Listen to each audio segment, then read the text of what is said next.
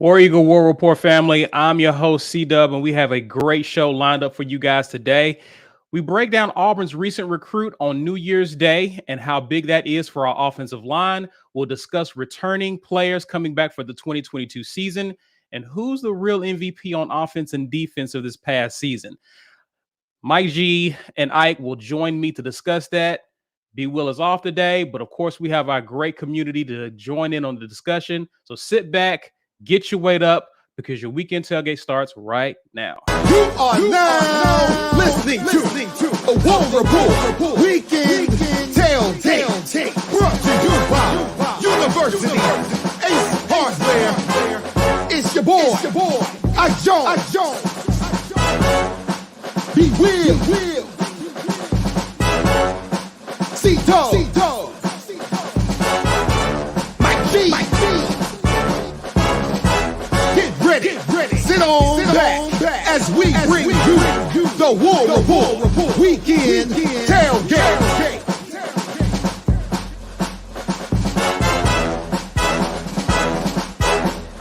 War Eagle, everyone. War Eagle, welcome to the first live show of the 2022 year. Happy New Year to everyone. Hope you guys had a safe and enjoyable new year. Guys, we want to welcome you to our show brought to you by our good friends at University Ace Hardware. For your hardware needs, Ace is the place for you. And if you happen to be in the Auburn area, please be sure to stop by at 2101 East University Drive across the street from the Auburn Mall. Drop in and let them know that your good friends at the War Report sent you. Also, shouts out to our War Report family. Please do us a favor. Please be sure to share this video on your social media. If you're on Facebook, Twitter, please be sure to share this link. Use hashtag Get Your Weight Up and help people to find our content in the off season and help us to grow our community. Now, for those of you who are not insiders or members of the War Report, Mike G is here to tell you what you're missing out on. Mike G, take it away, sir. Hey, listen, become an insider. This is a great thing to do. We are working on a lot of off-season content here, so become an insider to get access to the many things that we're doing at the War Report. That includes basketball content. So it's basketball season. The one-loss Auburn Tigers are tearing through college basketball. We expect that to continue. You want to be here with us for that entire ride. So become an insider. We are the hardest working content creators January to July. So while everybody else is going on vacation, the War Report is here with you guys, bringing you analysis and commentary and good old-fashioned Auburn football and basketball fun. We are partnered with the Lee County Humane Society to raise money for a good cause. Now, near the end of the year, this fundraiser kind of stalled out a little bit. Our community has done an amazing job helping us support them. So this year, I'm trying to kick it up a notch. So you can find this link in the About section of our YouTube channel. Please go there. 50 cents on every dollar goes to the Lee County Humane Society to help them. Hashtag save all the puppies. Now, we chose a humane society in the Auburn community to help better the Auburn community. So please help us help them and donate today. We are giving away a Lobtown sweatshirt. If Chase is here, Chase Holden is here. That's Infinite Auburn. He got his. He won one the other week and posted a real dope picture of him in his Lobtown hoodie. Guys, Ike's second job might be fashion designer the way this merchandise is coming out. So you're definitely going to want to get some of this merch. If you don't win, you can find this in our merch store. So hashtag Get Your Weight Up. This is brought to you by GWT2 Energy. That's our guy, Walt Taylor, in the comments, bringing you guys these giveaways every single live stream. So hashtag Get Your Weight Up to enter. As I mentioned, if you don't win one, you can visit our merch store, help support our content by just buying some merch, wearing it, posting it on social media. This is a great way to support us as well. And last but not least, guys, this is our title sponsor, but we are on podcast. So go check out our podcast. We're on every single platform. Subscribe, download, leave a review. Let them know that you guys love the War Report so we can continue to provide you more content in that arena as well. Thank you, sir. Thank you, sir. I am looking forward to seeing what our records look like after a lot of these bowl games have taken place, because my record is trash. after predicting some of these games. I've looked good the past couple of days, of course, with the college football playoff and yesterday, but it got a little ugly during the week. So once B comes back, I'm pretty sure we're going to do a tally and give our final thought. I guess we'll do that a week from now when we talk about the national championship that Ike doesn't care about. Yeah, I went all in on the SEC and they let me down. They let me down. What's the tagline? It's half and half. Yeah. It was the bottom half of our conference. The teams that barely made bowl games looked like they barely made bowl games. Facts. So I'm not sure any other conference can really claim, the big mighty SEC. I mean, there were they'll claim it. Right, yeah, there were a myriad of issues. I mean, Florida was playing on one leg with an interim head coach. Tennessee put up a good fight in their bowl game. I really liked what Hendon Hooker was able to do in his bowl game. I don't know, man. Southie got a win for the SEC. So that was surprising. And, everybody knows what happened in our bowl game. I would say it was not like we got ran off the field in these games either. It was the mediocre to just barely average teams in our conference versus like the first and second teams in other conferences. Yeah. Yeah. I don't even know. Like, but see, here's the thing. The teams that barely made bowl games still put up a fight against the best teams in the other conferences. Like, even if we lost the game, I mean, which bowl games did the SEC get blown out in? Like, maybe, I guess you could say the Florida game wasn't really in question. Yeah, you could probably say that one. Yeah. How did LSU do? I forgot. They haven't played yet. They played Tuesday. Yeah. Okay. All right. I'm trying to think. There was one game where it was like, that wasn't even close. It wasn't Missouri. They went back and forth with Army. Yeah, I'm going down the list here. So Texas Tech blew out Mississippi State. That was the one. Yeah, that was surprising. Yeah, that was very surprising. Yeah. UCF they beat Florida, but whatever. It's like the moment. It's like the moment we started giving Mississippi State as props for beating us. They started looking like the Mississippi State we expected against us. It was weird, but it was strange. It was very strange. That game. Okay, so the line in that game, Will Rogers finished 32 for 53 with 290 yards passing and a 5.5 average per throw. That's one of his worst games of the season. Yep. And he still almost threw for 300 yards, but they had to throw 53 times for him to get there. And then their lack of a run game caught up to him. Yeah, he throws a lot every game. Only 54 yards rushing. Now, mind you, minus 27 to Will Rogers getting sacked. So he got sacked quite a bit in that game. And in college, for some reason, they count sacks against your rushing total. I think that's really stupid. But either way, they did not have an impressive game on the ground. It's been an interesting bowl season for the SEC. It has. With 13 teams making it, and then Texas. So we're not going to get 13 games though, because Texas A&M is not playing. I'm surprised we got through as many bowl games as we did with the cancellations that were happening. And South Carolina beating North Carolina. Something weirdly poetic about that one. Tennessee Purdue was entertaining. Oh, for sure. Did you guys watch that one? That was entertaining. I watched some of it. I saw the end. I felt like Tennessee got hosed on that call when the guy was trying to get in the goal line. Yeah, he absolutely got hosed. Yeah. I only saw the replay, but he definitely got hosed. Mm-hmm. But look at what Kentucky did yesterday. Now, I think it was Aaron Torres put a tweet out today talking about how before Mark Stoops, Kentucky only has one 10-win season since the 50s or something. 1 10-win season. And they have 2 10-win seasons in the last 4 since Mark Stoops has been there. Is it time to recognize the job that he's doing rebuilding that program? I know they play in the SEC East, but still they weren't getting it done before. They always been in the SEC East. I think people inside of our conference has been showing him love. I think the fact that he hasn't been able to beat like your Georgias nationally, he doesn't get the respect that he deserves. But I think he's done an amazing job with what Kentucky has done. I think they've had a good season, but they've never been consistently competing in the SEC East. And so I think I'm surprised people haven't come looking for him at other schools. To be honest with you, I'm very surprised. So it'll happen. I mean, he's proving himself to be a program builder. Yeah. And that process takes years. And because they're used to being bad, their fan base has more patience with the time that it takes to build a program from, not so good to great. Now, I'm not saying they're great, but they're beating teams that they lost to before in the past. I've been really impressed with them. I mean, make no mistake, they had to march down the field and score a game-winning drive against Iowa after Iowa punched them in the mouth late in that game. Yeah. Something that we've consistently been unable to do this season in the fourth quarter. So, that I think he's building a more of a winner's mindset in that program. Their body language, everything said they believed that they could win that game. Yeah. I know that B is not a big fan of Will Levis.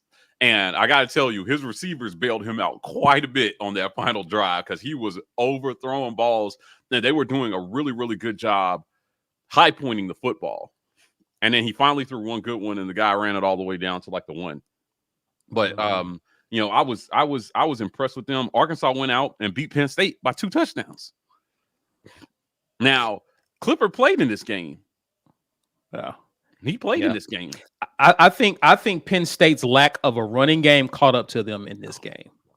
Right. And I think the fact that they're unable to run the ball, and I'm curious to see what they do moving forward, but that's a problem for Penn State. Did Jahan Dotson play in that game? He did not. He did not. Yeah, see, that's a big thing too. That's like one of their major weapons. So yeah, he did not. He did not. But they looked good in that win. I mean, they're not going to put an asterisk by it on their end. So taking care of Penn State looked good on us. It's LSU, Kansas State Tuesday night, and then technically we get one more bowl game, which is our 13th will be Bama versus Georgia. So yeah. And in terms of those semifinal games, I was just not impressed. Those were 2 snoozers. Yeah. I think the biggest surprise to me they were such snoozers that I slept through them. So yeah, see, there you go. There you go. Logic holds. Yeah. Didn't well, I didn't try to watch them either. So the biggest disappointment, the biggest surprise to me was Michigan. I felt like I think that was believed to be the more evenly matched. I think a lot of people were willing to buy that Bama was perhaps the more better team. It was David versus Goliath with Bama in Cincinnati. They felt like Cincy and Georgia was a more evenly matched, and they clearly was not. Right. Yeah, it's going to be a rematch again. It's be interesting. We've said it just from 2017. I wouldn't want to play Georgia again within the same season. We know how that worked out for us in the SEC championship, but I'm just curious to see what adjustments, if any, Georgia makes against Bama. Bryce Young has more than proven to be a very elite quarterback, and so I'm curious to see if they're able to get pressure on him. That's something they were unable to do, and he pretty much torched their defense.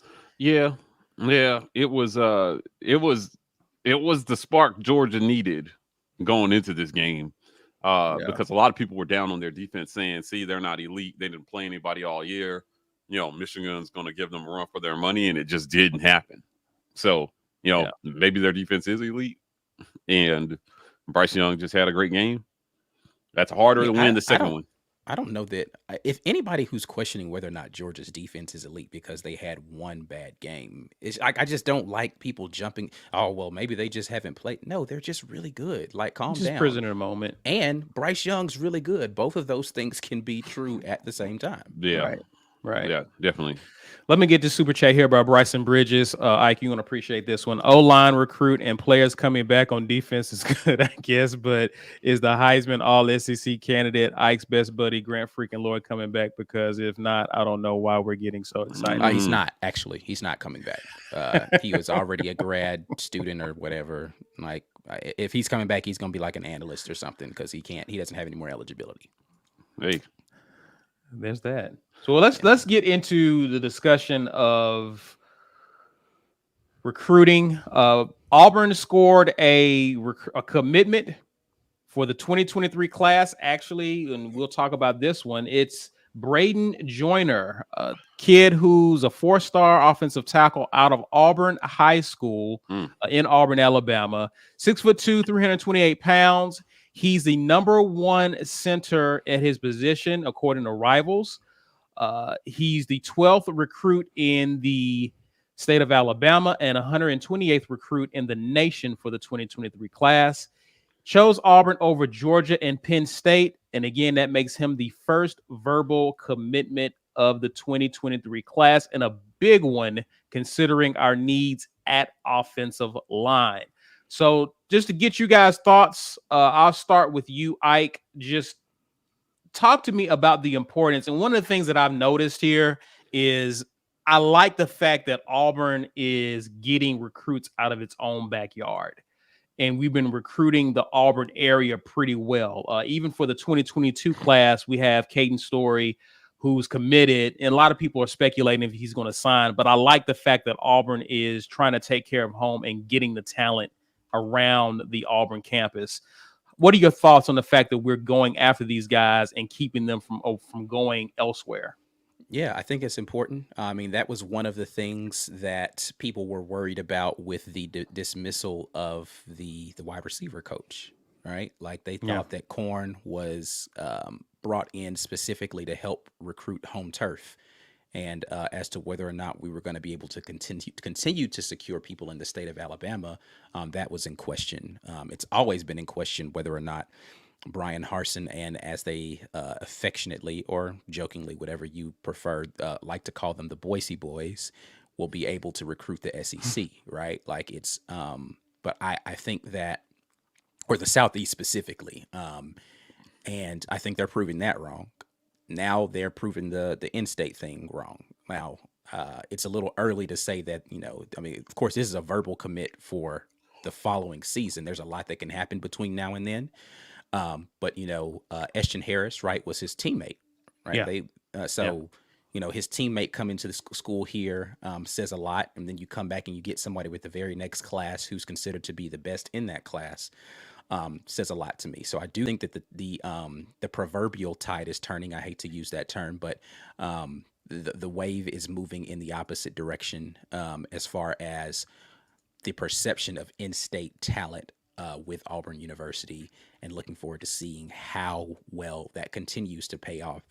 I think with, and I'm going to say NIL, I think it's a big deal with these kids, right? Like they want to be able to take advantage of that. And now that it's not just who's got the biggest bag, right? And, because let's be clear, you can say what you want to, Bama was dropping bigger bags than everybody else until they didn't need to drop the bag anymore.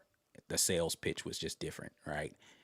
Now it ain't about that no more. It's about, okay, well, I just want to go play at this other place. It's close to home and I've always loved it there. And I ain't got to worry about whether or not I can make enough money there, because I definitely can.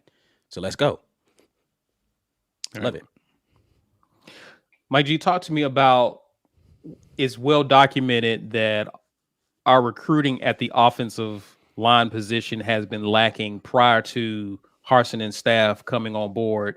Talk about how important it is to see, now that we've had the 2022 class almost finalized in another month, but to see us making inroads for the 2023 class. Talk about the sense of urgency this coaching staff has towards addressing its issues up front.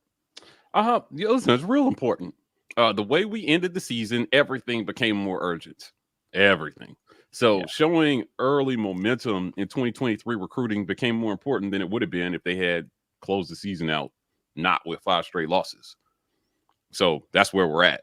Now, there were a lot of doubters about the 2022 class, but I have said repeatedly that I thought that that's how this class was always going to go, right? He's a first-year head coach. It was going to be wait and see for a lot of these kids. They had a whole season to make a pitch, and at the end of it, a lot of kids bought it and came into the program. Great. Now you have to go in and address your greatest deficiency, which is offensive line. Now, what does that mean for 2023? Honestly, not a lot, because those kids aren't going to be ready to go until like 2024. And that's assuming that you can get them in early in the spring. They enroll early and they can go through at least 2 off seasons of strength and conditioning before they hit the field. Very few kids come in from a strength and conditioning standpoint ready to play ball in the SEC on offensive line. It just is what it is. So for 2022, hit the portal and do what you can. Convince these guys who have been in your system to come back. They may not be the most physically dominant, but they should be pretty smart after like 5 years of football. They should know assignments. They should have chemistry with each other. Get the guys that you have to come back. Convince them this in their best interest. And then going into 2023, you got to reset a little bit. So it may mean nobody wants to hear it, but it may mean another step backwards after 2022. How do you cover that? Well, you can't miss at quarterback. Go out and get yourself a quarterback that is not so dependent on perfect O-line play for basic production. Yeah. That's it. I mean, those are your options there because it just takes time to develop a decent O-line. And if we are admitting that the last coach neglected that position, we have to be willing to give this coach enough time to fix it. So landing this recruit is a step in the right direction in that regard. The number one center in the whole country just committed to Auburn, right? I saw our backup center snapped the ball off his own ass in the bowl game. So this is a big deal that we get somebody who cannot do that. Right. And no real shade to that kid, but let's be clear. I have a shade, but but it is what it is. That's what happened. No offense. Yeah, but that's what happened. There's no cap there. He did that. So I don't know, man. I like that they went out and got this kid. I like that they got him early. I think it says something about the sales pitch. We'll see if he holds on. It's a long time between now and that 2023 class. Yeah, signing. Sure. So, hopefully he signs early during the early period and just stays committed all year. But just show some, there's going to be space. I mean, he knows in 2023, a lot of people are going to be going. So he knows that he might have a shot. And I would assume he's aiming to get in early so he can start training and get strong, get his body ready to possibly play in 2023. I don't know. I don't know if I love it. I don't know if I love O-line commits coming in and playing super early, unless they really are just, transcendent. But we need a pipeline. We need a pipeline at O-line. Yeah. Maybe this is the start of it. Yeah, and it's a developmental position. So to your point, Mike G, I'm not crazy about guys coming in and playing immediately, but considering our needs, it may happen. And hopefully moving forward, that doesn't become a trend. So want to get to some super chats here as we begin to transition our conversation a little bit. Lauren says, appreciate the super chat, man. Please send flowers and candy to Nick Brahms to get him to come back for this transition at center. That is quite a pivot from people's feelings about Nick Brahms before. What a difference a year starts. makes, right? Mm-hmm. Is it because you feel so lowly about Jaleel Irvin, or do you really like Nick Brahms that much? That is the question. So, okay, despite the whole snap fiasco, Jaleel Irvin didn't have a bad game. Like, that was one bad play. Name for me 5 bad, like he had 60-something offensive snaps. Can you name 5 bad plays Jaleel Irvin had that, TJ Finley got killed because Jaleel Irvin didn't do his job, right? Like, I need context around how terrible you feel like he played. Right. Now, again, I don't think Nick Brahms played poorly this year, right? Like, I don't think Nick Brahms was, I just don't know that Jaleel Irvin's that much of a step down from Nick Brahms, having had, this was his first start. Like, has he started a game before this ever? I don't think, not at center. So I don't know. Again, I don't know about the panic button on Jaleel Irvin so much, but Nick Brahms could be coming back. Listen, he hasn't said. He has another year of eligibility that he could take advantage of. He could be coming back for another year. We'll see. Speaking of which, let's get into that topic in that conversation about, and we may extend this through the midway point, but it was announced this past week as the season came to a conclusion. Some guys announced that they were returning. Keindre Jones announced that he was coming back. We also saw that our tight end Shenker Samuel Shenker is returning. He's actually going to use his COVID year to return, which will be a good get for him. So yeah, let's talk about this. Here are the guys, and there's still a lot of people who haven't, to your point, Ike, haven't made up their mind. The notable returning starters is Colby Wooden, Derick Hall. I mean, to me, that's like getting some of your top recruit. That's like getting a 4 or 5 star recruit to come in immediately, getting those guys coming back. Shenker, as mentioned, it's believed that Owen Papo is returning. Of course, we know Tank is returning. He actually just announced today that Owen Papo, the announcement today came out that he's returning. Okay. Kobe Hudson, Javars Johnson. These are notable starters from last season who are returning for the 2022 season. Guys, our thoughts about this in terms of when you look at Colby Wooden and Derick Hall, you look at Shenker for the tight end position and what he's meant for the passing game this past year.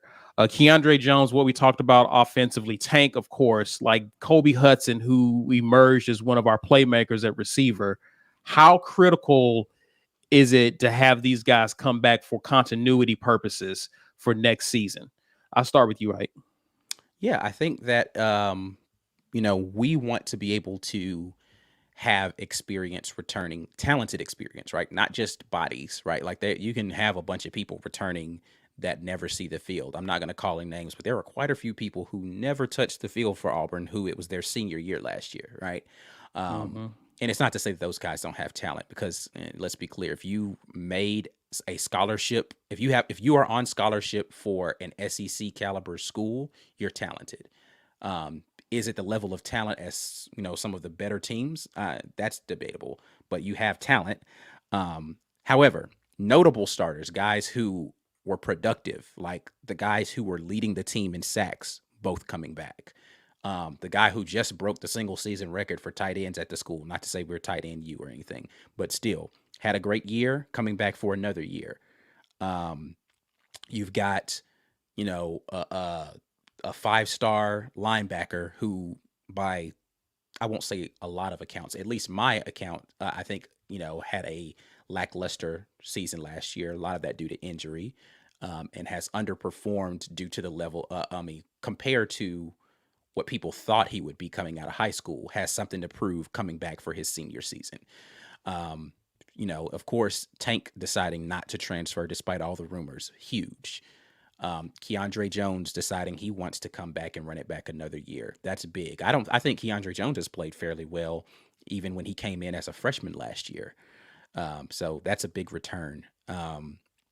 And, of course, we've got, you talked about Kobe Hudson and Javarius Johnson. Those were two of our more productive wide receivers in that group that are coming back for another year. So hopefully we can continue to see the progress of the offensive line, the progress at quarterback, and it won't feel like the return of Marlon Davidson and Derek Brown for their senior years, which was like, oh, it's great they're coming back, and then we wasted with no offense the entire season, right? Like we wasted two of the most productive defensive linemen and a historically good defense with a terrible offense. I don't want to see that for Derick Hall. I don't want to see that for Colby Wooden. I want to see, let's go out there and put points on the board and have these guys rewarded for their return. Keeping them off the field too. I don't want them getting worn down. And so Mike G, talk to me, man. Like it was mentioned Nick Brahms was one of the guys we're wanting to return. Is there anyone outside of this list that you would like to see come back, or what are your thoughts with guys returning versus those who are leaving? You're muted, by the way. Well, let's take a look at the list again. Colby Wooden, good. Derick Hall, great. John Samuel Shenker, amazing. Owen Papo, so happy he's coming back. Tank Bigsby, even better. I mean, I don't think he could. Did he have to come back? This would have been his junior year. He wasn't eligible to go to the league. Okay, but he could have transferred out. Yeah. Okay. You're right. Keindre Jones, I think any lineman returning is good. Colby Hudson and Javarius Johnson, I think, showed flashes. Certainly. So in terms of guys who maybe had an option to leave that I'm hoping. I can't say I just think the more the merrier. For this coach, like any guy you get to come back that understands what this coach's expectations are and what the plan is a win for one more year. Yeah. So having guys returning is part of his recruiting job this offseason. And he's convinced a lot of guys to do that. So that's great. I still think I think all the work that has to be done is with guys who aren't left to be done is with guys who aren't currently on the team, and we don't know who they're going to be. So they've got to go out and find linemen in the portal. Hopefully you can get somebody who can come in and be an impact and a difference maker, right, to help anchor one side of the line. And they've just got to find production offensively. So defensively, I expect us to be very, very good. These JUCO kids coming in should be instant impact players, especially on defense. Yeah. With the number one overall safety, the number one overall corner, and then the number one overall JUCO. That's 3 instant impact players on a defense that was pretty damn good.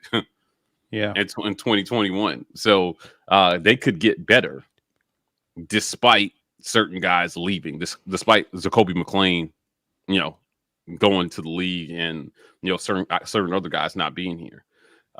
It does come down to offense, though. I mean, one side of the ball affects the other. I kind of mentioned it.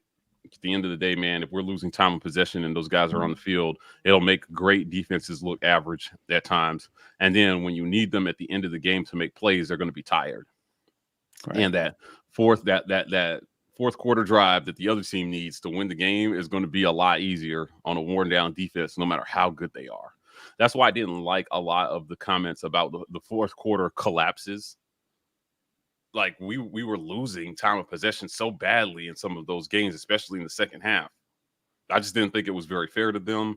So we'll see. We'll see how it goes. I'm happy about anybody who decides they're coming back this season. We need guys to come back. This coach needs guys to come back, guys who are bought in. And if you're coming back, I assume it's either because you're bought in or it is actually you understand it's in your best interest to return to school for another year. So love it. I mean, listen, we were having this exact debate about guys at the end of last year saying, hey, is it best for them to return or go ahead and go pro, right? And, if you've got a chance to go pro, by all means, I want you to do it. But you can definitely up your pro prospects by having a stellar season in your final year. So definitely looking forward to that. Didn't talk about, or not on the graphic, people like Carlson and Chapman, right? The kicking game stability that will be coming back next year. By all reports right now, Anders Carlson is supposed to be returning for his final year or for a COVID year, whatever it is for him. And then I'm not super excited about that. I mean, listen, I don't know how excited I am about it. I know that he's going to get pushed in that room for sure this year. Mm-hmm. For sure. And so what I am excited about is I think that whoever sees the field at that position is definitely the best guy for the job, because I think that Ben Patton, despite missing that field goal in epic fashion in South Carolina, played well the remainder as a place kicker. Now, he doesn't need to be anywhere near a kickoff tee. Nope. But as a place kicker, I'm good with that. But then, now if Carlson comes back and he's just a kickoff specialist, I'm fine with that. If Evan McGuire is pushing him in that regard, I'm fine with that. If the new kid whose name is escaping me right now, the freshman that's coming in, McPherson, if McPherson comes in and he's pushing both Carlson and Patton for place kicking duties, by all means, let's get it. Everybody wants competition. I want to see it at every single. I don't think Oscar Chapman has anything to worry about. He's a good punter. Nobody's planning him. I don't know if McPherson punts. He unusually shanked one in the bowl game, though. He did, and I didn't go back and watch that play to see if it got tipped, but it was an awful punt. Yeah, it was pretty bad. But yeah, I mean, I think one out of how many great punts he's made. I mean, you let him have one. Yeah, so I'm good with that, man. Like, I think that's going to be a good situation for us to have going into the season, to have all of those guys coming back and pushing even in special teams.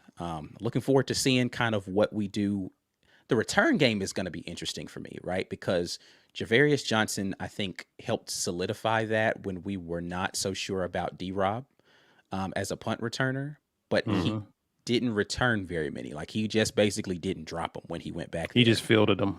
Yeah, like I think he had one shanked punt the entire season when he did go back there, and he got hurt, and that's the reason why he stopped doing it. But are we going to have a dynamic returner? I mean, Pritchett had a couple of good returns when he was back there returning kickoffs. But like outside of that, was there anything that was exciting about our kick return game last year? Not really. Jarquez Hunter he's hard to bring down, but he didn't really break any. So I want to see us be able to be. Listen, we talk about all three. I want to see us be exciting in all three phases of the game. We started out really good in blocking kicks early in the season, and then that just turned into nothing as the season progressed. I want people to never be able to relax. All right, it's a kickoff. Well, you can't relax because the guy back there could take it to the house, kick it away from him. Make their place kicker nervous every time he's having to kick. Either you put it through the end zone, or you're going to have to do something because you don't want to kick it to that guy. Punting, agreed. Make him do something else. Don't kick it to him because if you do, he's going to hurt you. I want to see it. Before we get to the halfway, actually, we'll address these. We got a few super chats. We see you guys with the super chats. We appreciate you. We'll address those after the break. We want to pause right now to acknowledge the sponsors of the War Report. The War Report's Weekend Tailgate Show is brought to you by our generous sponsors. University Ace Hardware, located at 2101 East University Drive in Auburn, Alabama, right across the street from the Auburn Mall and next to the movie theater. For all of your hardware needs, Ace is the place. AuburnSports.com. For news and notes on all things Auburn sports, head over to AuburnSports.com. And our giveaway sponsor, GWT2 Energy. If you want the best in the business at restaurant logistics, check out our friends at GWT2Energy.com.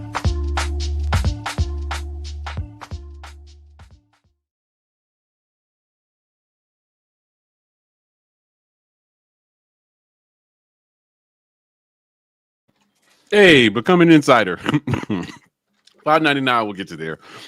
We are massively excited about all the content we're going to be bringing you guys this off season. January to July, folks. The War Report is working for you guys, so stay tuned.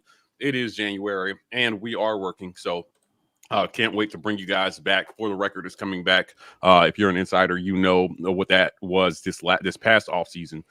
So now that it's the offseason again, we're bringing that back. And we're bringing you guys more interviews. I got a lot of calls from former players itching to get on the show to talk about what they saw in that bowl game. That's going to be insider only. So if you want to hear what some of these guys have to say, sign up, become an insider, and join the family. We're a partner with the Lee County Humane Society to raise money for a good cause. I mentioned at the top of the broadcast, this fundraiser kind of stalled out a little bit. We've asked you guys to do a lot. You've done an amazing job supporting everything we've asked you to support. So if you can find it in your heart, 50 cents on every dollar goes to the Lee County Humane Society to help them. #Save all the puppies. The link to this fundraiser is in the About section of our YouTube channel. Go check that out. Donate if you can. We're giving away a Lobtown hoodie.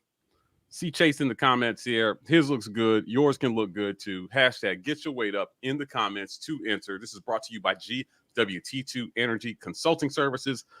That's Walt Taylor in the comments. Thank him. Give him a digital high five for bringing you guys these giveaways every live stream. If you don't win, you can just buy one. Help support us. Yeah, you can find this link in the About section of our YouTube channel, or just go to thewarreport.com and it'll take you straight to our merch store. So we're there.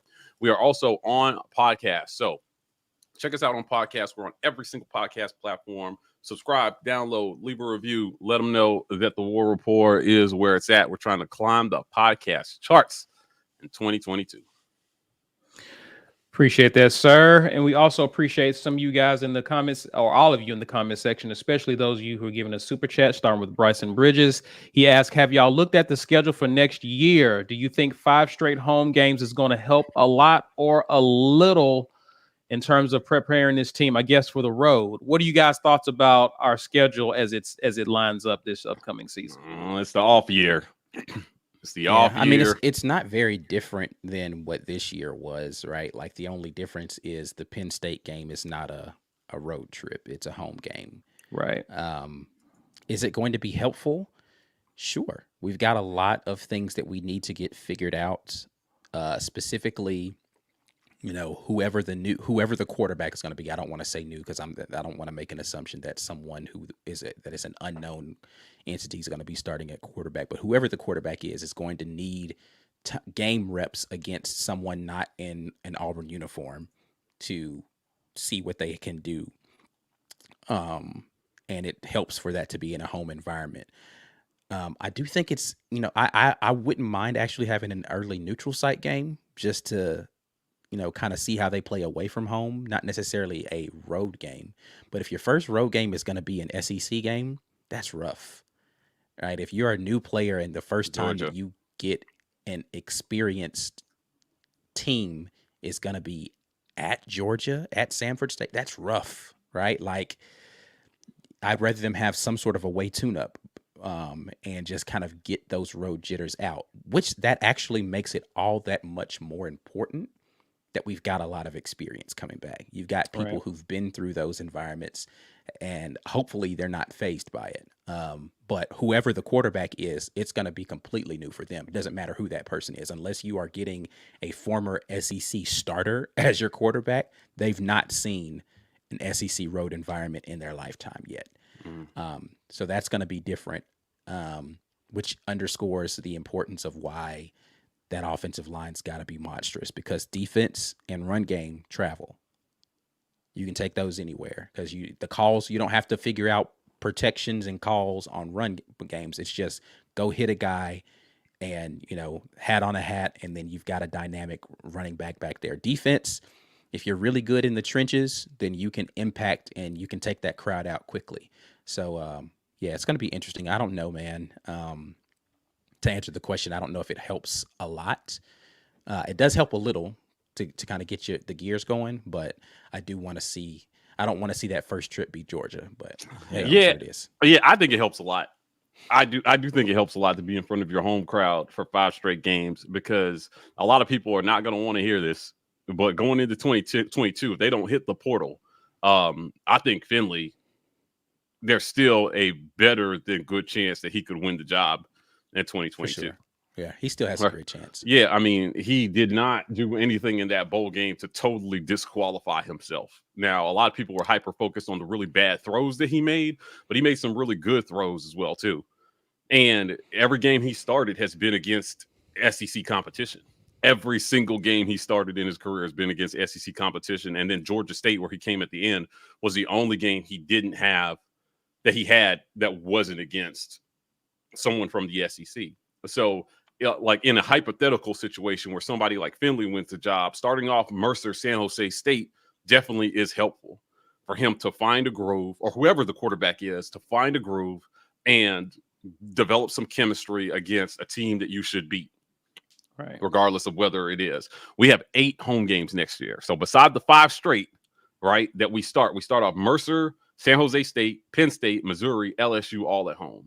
Then you go on the road for 2 games to Georgia, Ole Miss. You come back after an off week and you play Arkansas at home. You're at Mississippi State, and then you're home for Texas A&M. You are home for Western Kentucky, and then you're on the road to play Alabama to top the season.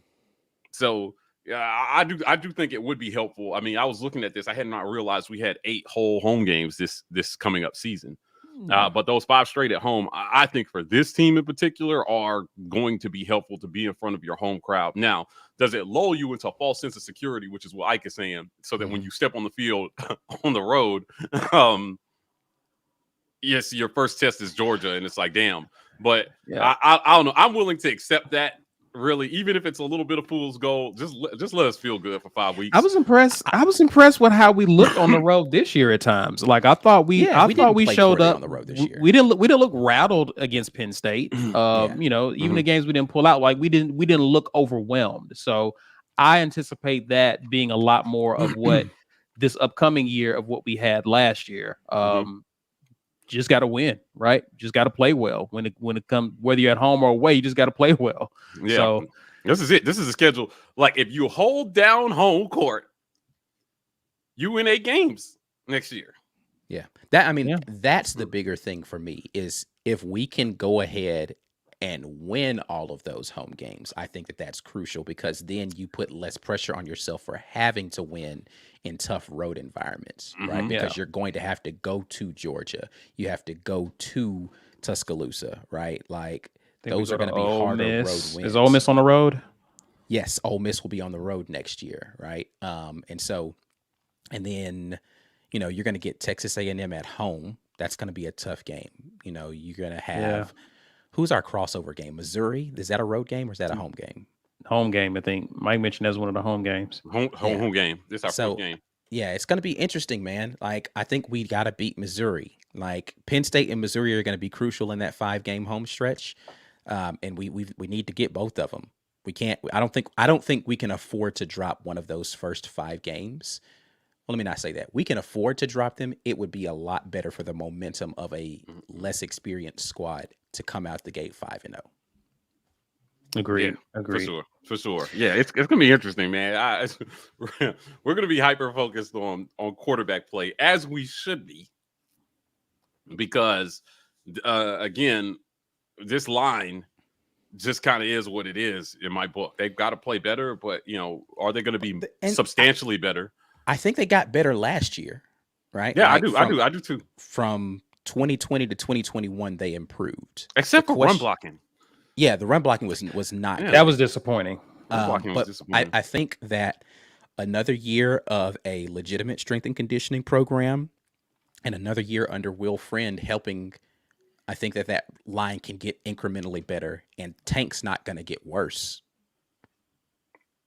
And Jarquez Hunter, I think, is just going to get better, right? And then you've got some really great, Damari Alston he has all the if you look at Damari Alston's Twitter feed, he thinks he is going to light the world on fire day one hitting campus. He has all the confidence in the world in his ability to come in and be great.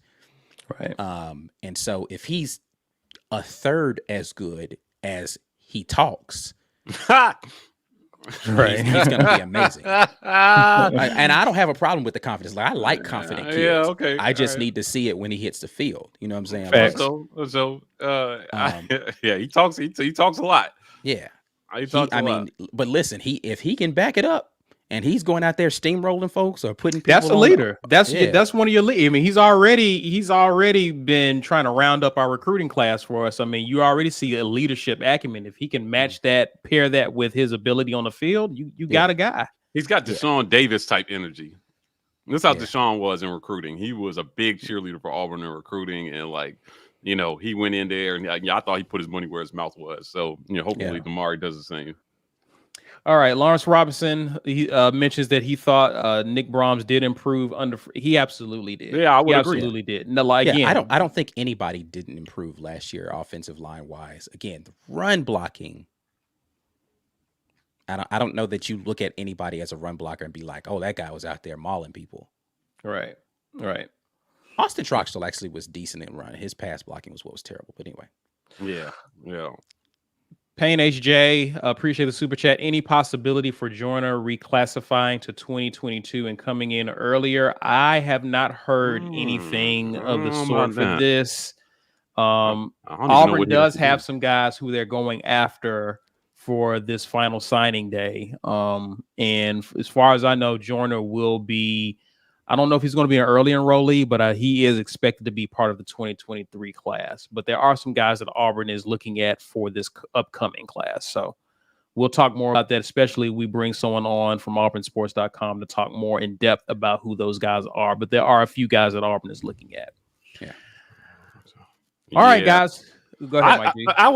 I hope that Finley is seeing all these comments of people writing him off.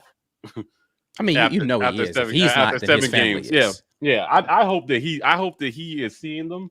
I hope that he takes it personally, and I hope it makes him work extra hard this offseason. 7 games. I was talking to C about this before we got on, man. I went and I rewatched the film. I went and I cut up every throw that he had in the bowl game, and I was just like, let me see what was happening. And On the rewatch, it didn't feel as terrible as it looked live. Because live, I was just like, "Oh my God, what is That's this? how I This is felt. awful." Yeah, but when I rewatched it, now again, that's not to say that some throws were not awful. There were some bad throws out Yeah, there, for sure. but he had some.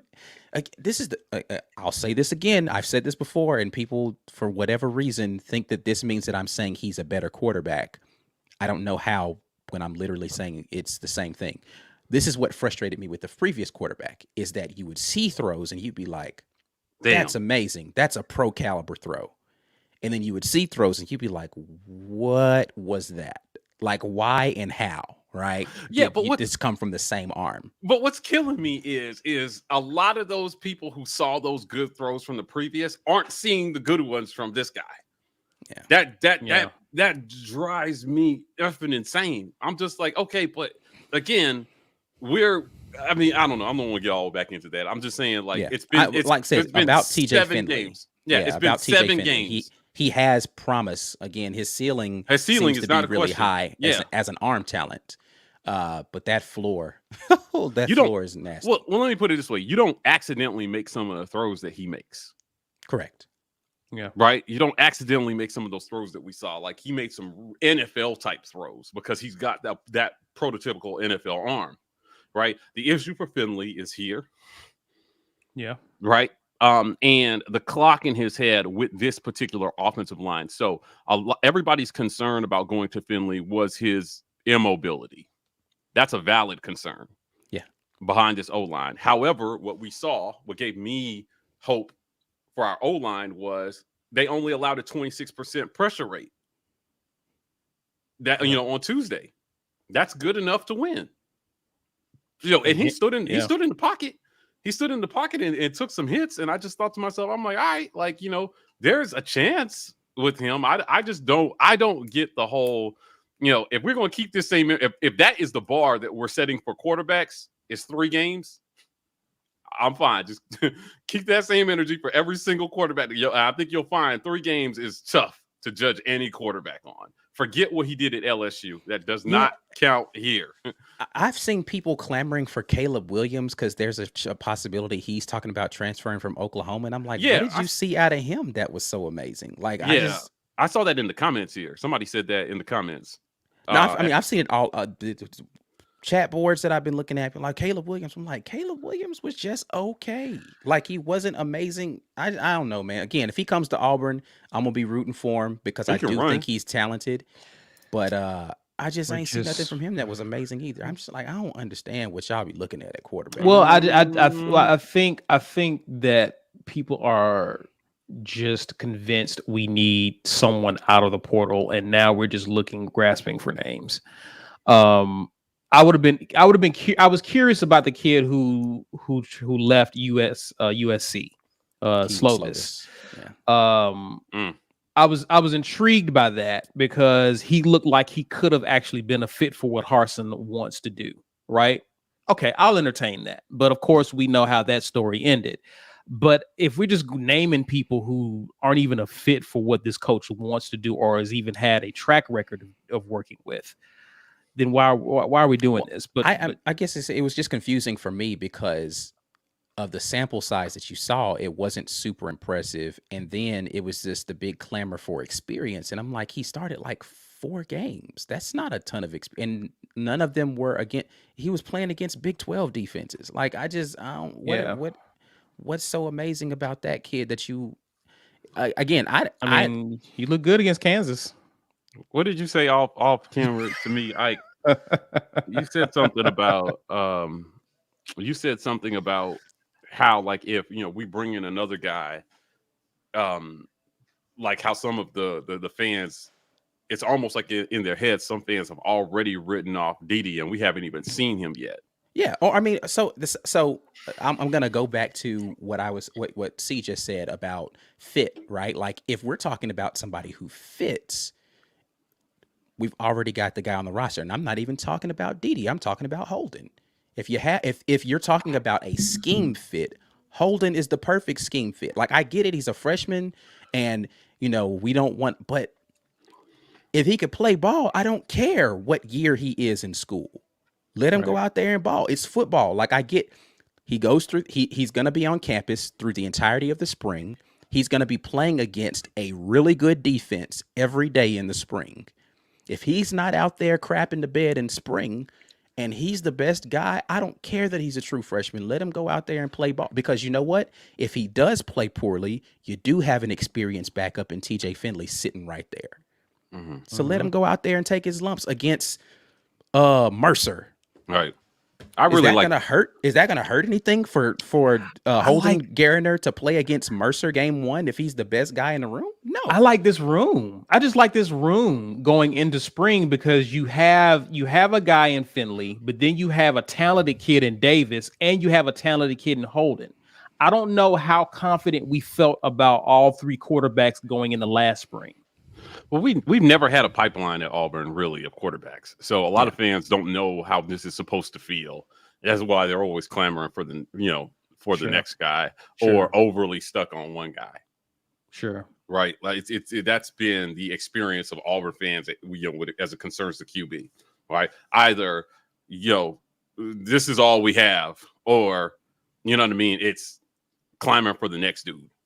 Right. And the truth is somewhere in the middle, where the guy that you have has to meet a minimum. It's about raising that floor, right? A minimum expectation of production every week that he goes out there, with a few exceptions because everybody's allowed a bad game. I don't think particularly that Bryce Young played a great game against Cincinnati by his standards. Now, but my point is, his floor is so high, right, that when he does not have a great game, you barely notice. And then what people do is they accredit his success to, he's throwing to 5 star receivers, and he's playing behind. Anybody could be good behind that O-line, completely ignoring facts and reality as it concerns the playmakers that he's had around him this season. Now, yes, they do have 5 stars, but that O-line has been historically bad, not just by Bama standards in pass protection, but by SEC standards this year. Bottom third of the league in pass protection. Yeah, his receivers have consistently dropped balls. None of that has been an excuse for him this year. He's overcome all of it. Yeah. Right. So even on a down year, having a transcendent guy at quarterback covers a multitude of sins. What we need is not that. Right. We just need our floor. If our floor comes up just a little bit at quarterback this year. Yeah. What I say, eight wins. I would have taken Stetson Bennett all season as our quarterback. Yeah. And look how many people were ready to write him off going into the playoff game. Yeah. And he went out there and said, right? Birmingham mumble on y'all. He went out there and he had a great game. Yeah. So he just does what needs to be done. Like Stetson Bennett's not going to be out there. He's efficient. Records. He's just efficient. Now he'll have that one throw. He'll be like, ooh. And what's so amazing is that oftentimes defenses don't make him pay for that decision either. Yeah. But he'll have that one throw where he'll just press or just does something he shouldn't do. But for the most part, he's efficient. He takes what the defense gives, and that's all you need from your quarterback, and especially in that offense that they run. Right. Yeah. Which again, I'm not caping for a Georgia offense because I think that their offense just doesn't work. We'll see how it plays in the championship, but I don't know that their offense works when you've got a capable defense facing it. Right. Like if their offense is required to put up points, it just has proven that it can't. Like a shootout. Yeah. If it's going to be a shootout. I mean, even if it's not a shootout, like look at Clemson game 1, right? Like Clemson's defense really, really good, right? But Georgia's offense didn't score. They scored 3 points. That Georgia offense put up 3 points in that game. If Clemson had been somewhat capable offensively, they lose. Georgia loses that game. Their defense is what made that game. It was just a defensive slugfest. Yeah.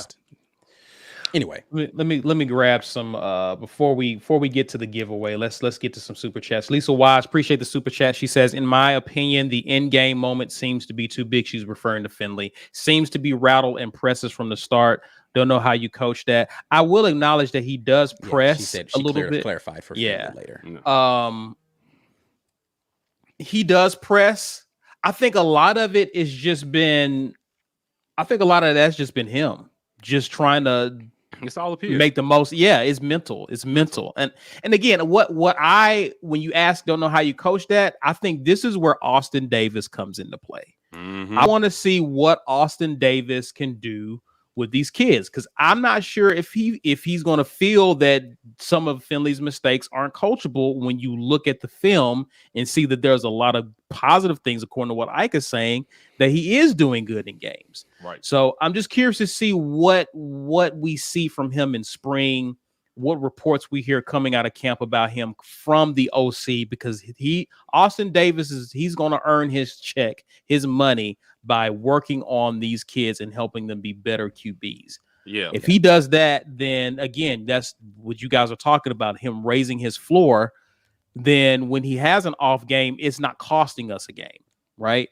So that's what I'm curious to see what Austin Davis does, and hopefully he's the missing piece. Even as frustrated as we were with Bobo's play calling, he helped Bo a little bit. Bo got better last year under Bobo. So yeah, I think Bo improved a lot. Like, I think Yeah. had he finished out this season healthy, he probably would have gone pro at the end of the year. I think he had put enough on film that he could have To at least attempted. To at least attempted it. Yeah. Somebody would have and more drafted people him. and people would have been looking at him as opposed to now with him being injured. So for sure.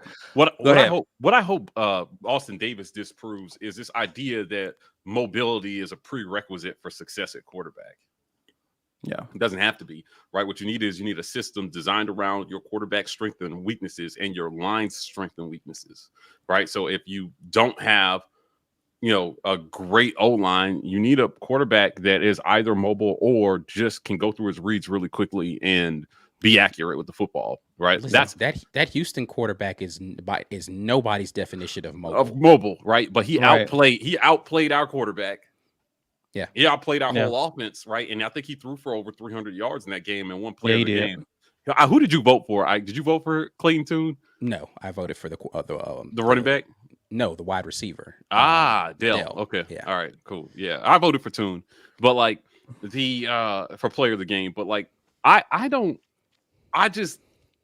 know. I people see his mobility and they think that he, because of it, he can't play quarterback. Speaking of Finley, I don't believe that. I just think, hey, going into this offseason, hopefully somebody wins the job early, and then you start developing a system around that person, knowing that he can't run. Yeah. It doesn't have to be a requisite for success. But what you're trying to assess early, too, is he going to be able to get this part of the game right and go through his reads fast enough that does not cripple him? His immobility doesn't cripple him. And if he can't, then you got to move on to the next guy. Right. If he can't, you have to assess his mental capacity to be able to process the game quickly and get rid of the ball. Yeah. And make good decisions and be accurate when he does it. If he can't do that, figure that out quickly and then move on to the next guy. Everything I've heard from Finley says he's going to work his ass off this offseason to fix it. I can't really ask for much more. And really, you want someone like, when you talk about mobility, are we just talking about the shiftiness of a QB? Because when Tune is running north and south, he can be kind of dangerous. Even with our quarterback Finley, when he runs north and south. Now, when he's trying to avoid a defender, it looks ugly. But if he gets up north and runs, like he's something to worry about. So yeah. I just think that you can be a statue and still get yards on the ground when the play breaks down if you're running north. That's easier said than done. But when people make it sound like Finley just can't get a yard to save his life, and I don't know how true that is. Yeah, it just comes down to decision making again, right? Yeah, is that if you're a slower quarterback, you have to be proactive and not reactive. So you got to be able to see where those holes open up, and you have to make the decision to run a little sooner than other guys who are more mobile. Sure. Decide what you're going to do and then do it and then hit the hole hard. Yeah. But if he hesitates, he doesn't have that burst speed back there to just suddenly make something out of nothing. Good point. Yeah. Right. So, if it's going to be a draw, it's going to be a draw. Or, Yeah. you know, if he's going to make a quick decision, he's got to be able to see the game and say, you know what? I see protections here. Like they look like they're coming from this one. I'm going to run this one. Or they're in man coverage. No one is staying home. I'm gone. I'm going, right? That's it, Yeah. right? The Yeah. linebacker is out wide. Like there's nobody in the middle to protect. You know, if my center blows his guy off the ball, I'm gone. Yeah. So that's what it is with Finley. That's how he can be effective somewhat in the run game. But he's just not explosive enough to make the decision late consistently and then be good, right? Like that's just not his game. This is like 80%. When I told you guys that we're going to break down Finley's tape, this is 80% of what I'm going to talk about is that TJ, for whatever reason, and we saw this when he came in early against Georgia State, he gets locked in on guys. It was clear he was locked in on Kobe Hudson a lot. Oh, for sure. For sure. And so he's just got to get better at not where's my guy lined up on this play. This is going to sound like I'm really bashing TJ, and I hate to say it. He plays quarterback like he's playing Madden. Like he's a video game, which is where's my receiver at on this play? Where is he lined up? Okay, I'm going to figure out how to get him the ball. Like that's just not how you play quarterback at this level. You've got to take what's available to you based upon how the defense is playing, not just what your play call is. My play call says this guy's running this route, and that's what I'm going to look at first. It might not be the best option based upon how the D is lined up, right? And he's predetermining who he wants to go to way too often. And that's what I got from watching his film. It's not that he is terrible at, throwing the ball. He's not terrible. He's predetermining where he wants to go. And when that's not there, then he knows how to get to the other reads. He's just not getting off of it fast enough, right? Like you can watch him go through his progressions, right? It's just the problem is that he stays on one too long, or because he predetermines what one is based upon the defense, he doesn't come off of that immediately and say, oh, no, well, pre-snap tells me just forget this side of the field completely. I need to be working this side of the field early. And if he can figure that stuff out, we've seen him be able to deliver the ball. That's not the issue. In tight, when again, just wait till we do the film. You'll see. I know I'm teasing a lot of film. Nice advertising. Yeah, y'all need to get that insider for real if you don't have it, for sure.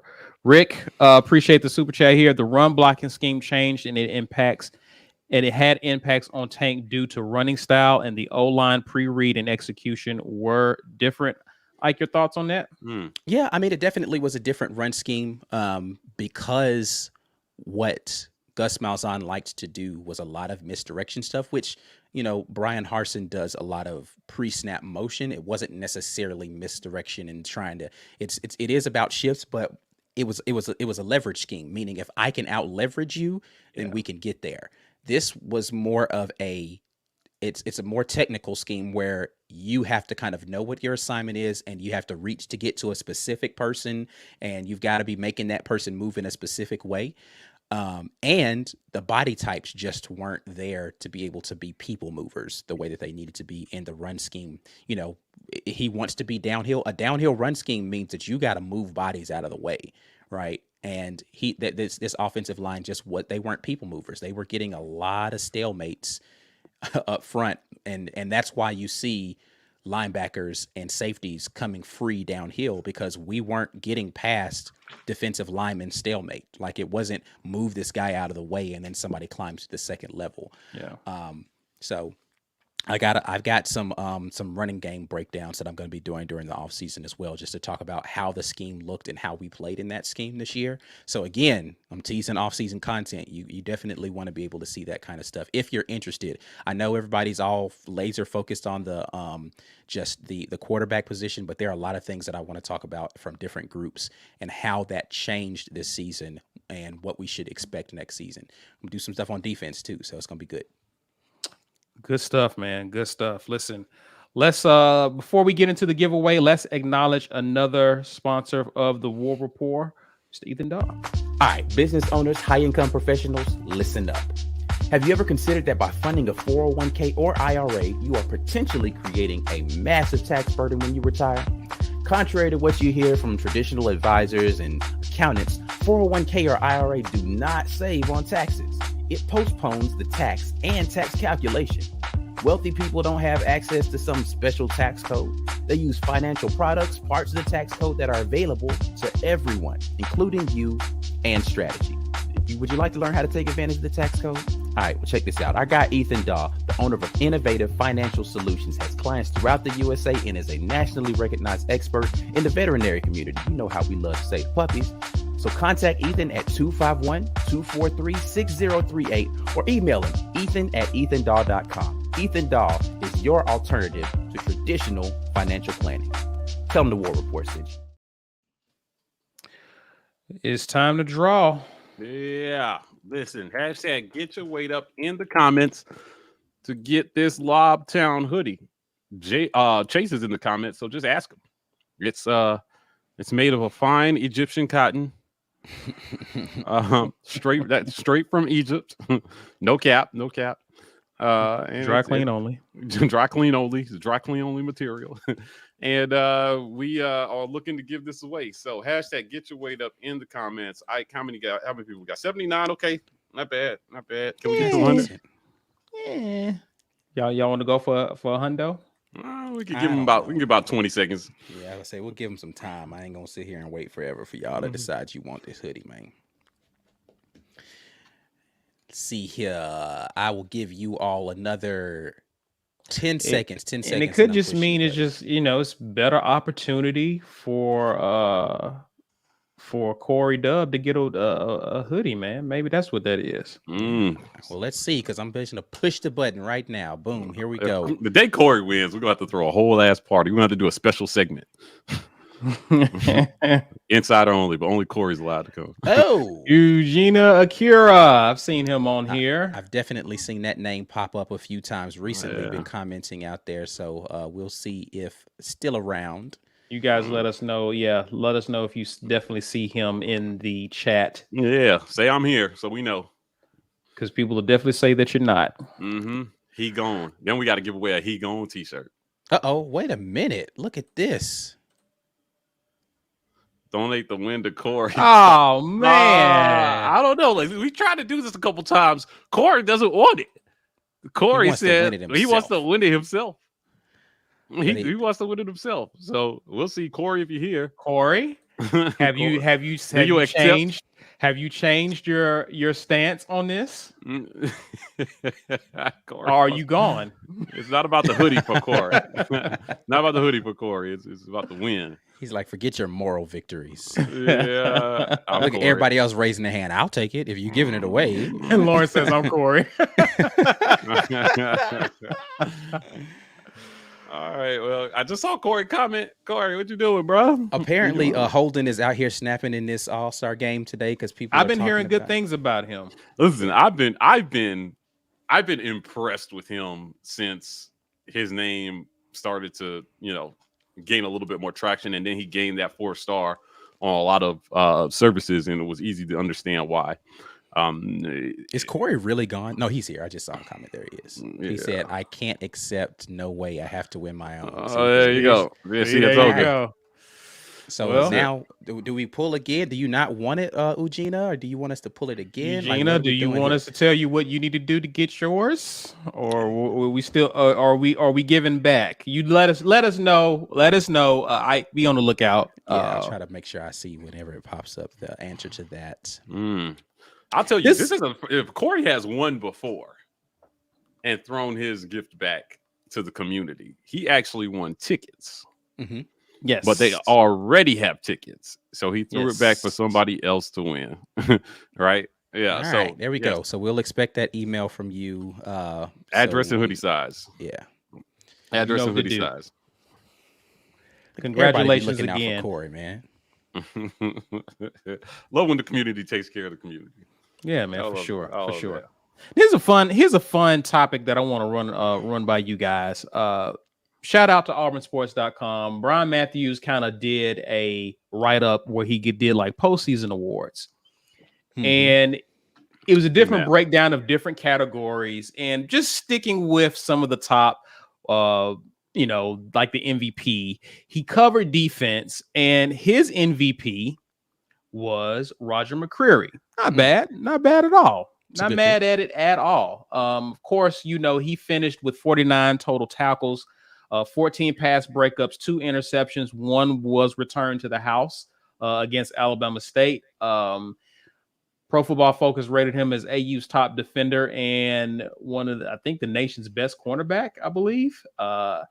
He's had a career 38 pass breakups and comes second to Carlos Rogers since 1996.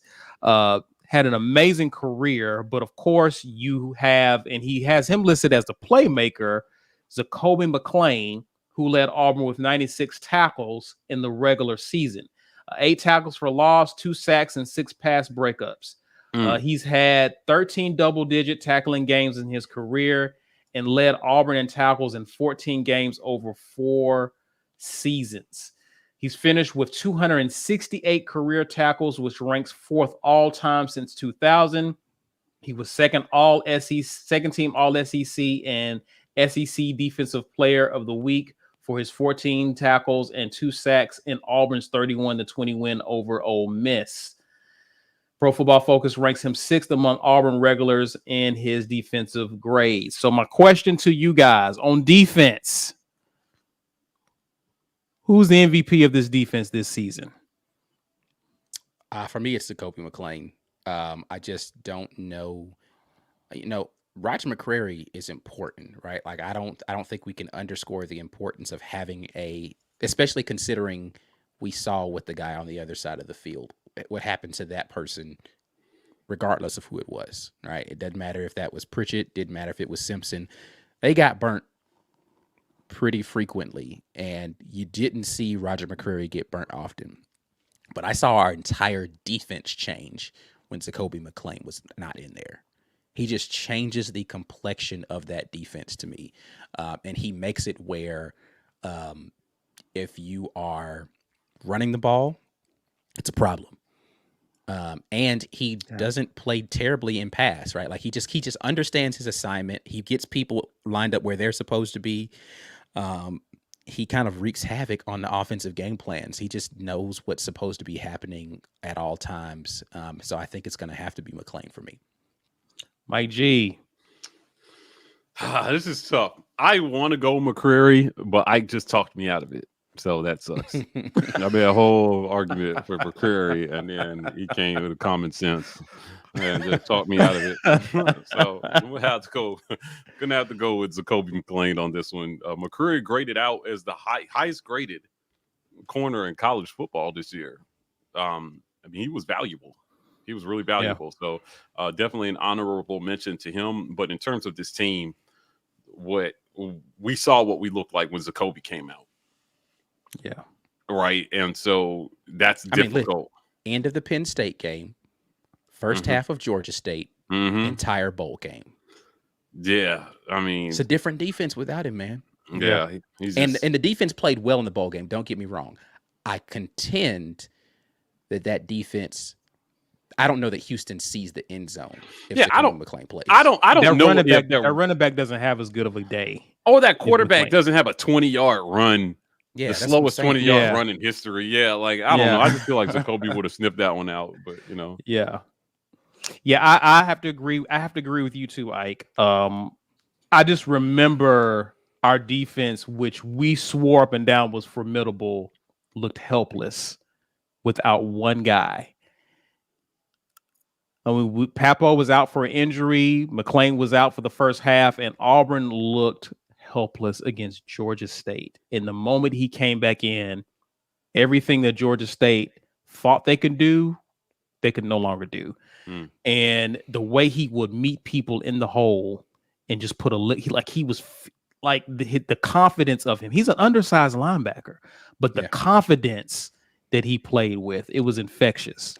I want to do a whole cut up of him talking to the offensive players on the other side of the ball. I just need to show you guys how much he talked during a game. I wish I could mic him up and hear what he's saying.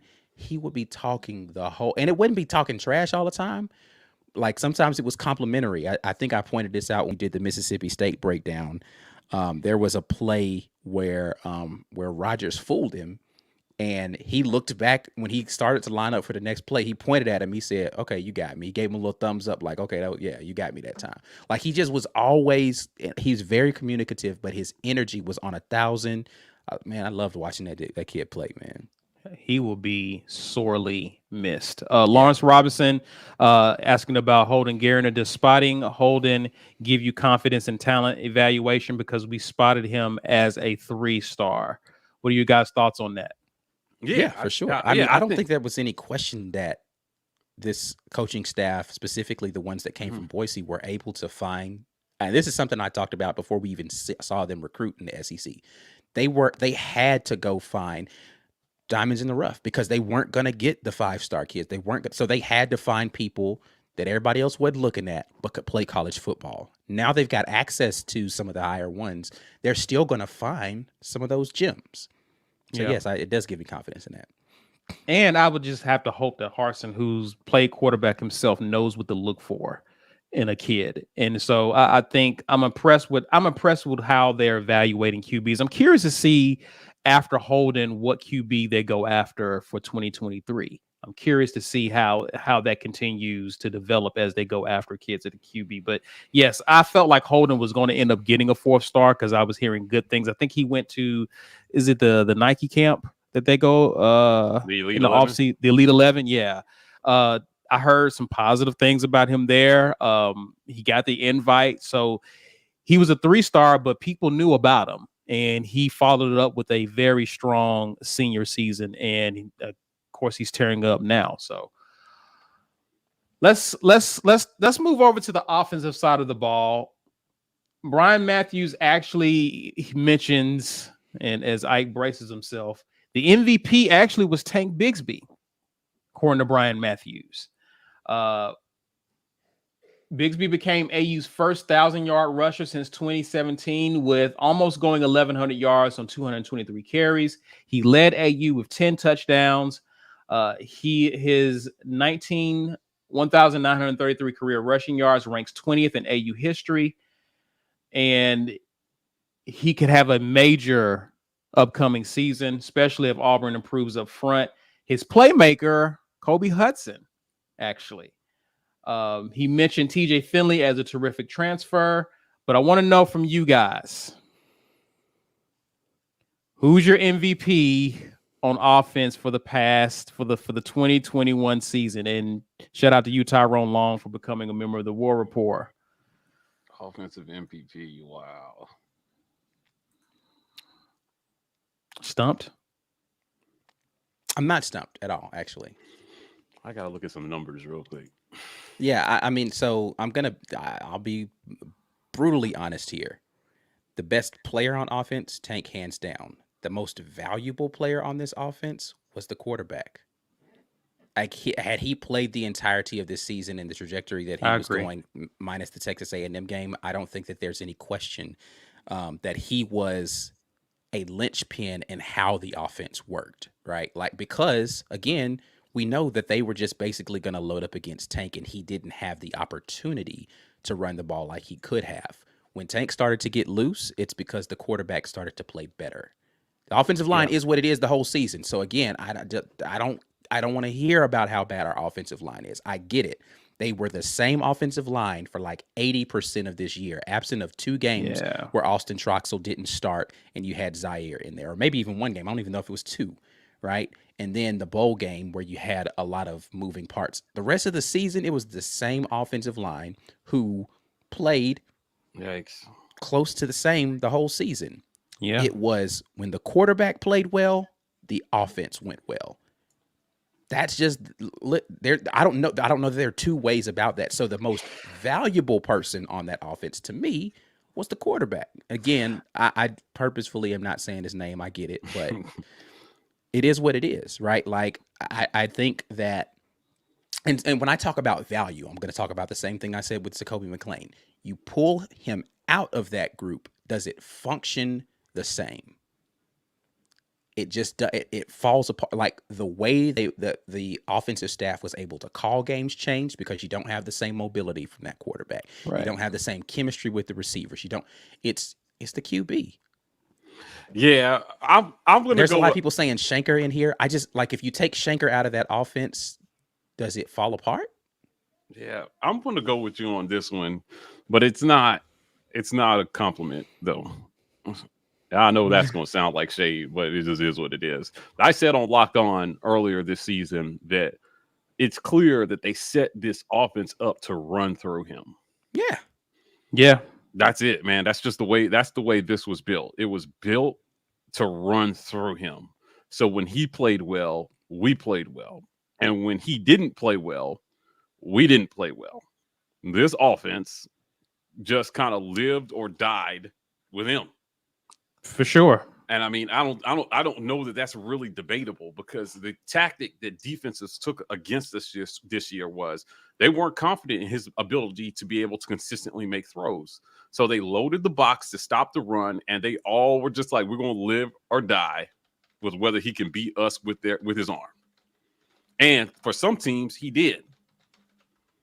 Right? The ideal stat line was between 20 to 25 throws and over 200 yards with no picks. That was his ideal stat line.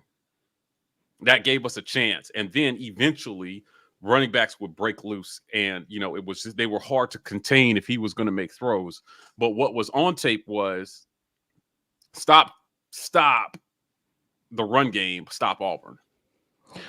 Right? So like, yeah, I don't know. I'm gonna go with Ike on this one. I think it was set up that way, though. It was, we didn't build a pipeline behind him. So they're really, and the guy we had backing him up came in the summer with a first year coaching staff. Yeah. Right? He didn't get to go through a spring. So who else was there? Yeah. And I think to add to that, we felt like Tank wasn't himself at points during this season. And I think that, to your point, Mike, I would have Tank listed, according to BMAT's article, he's your playmaker. Mm-hmm. What's a defense's jobs? What is their job? Mm-hmm. Try to take the playmakers out of the game. And so a lot of people's strategy was aimed at Tank, and they were willing to live or die with whatever our quarterback did.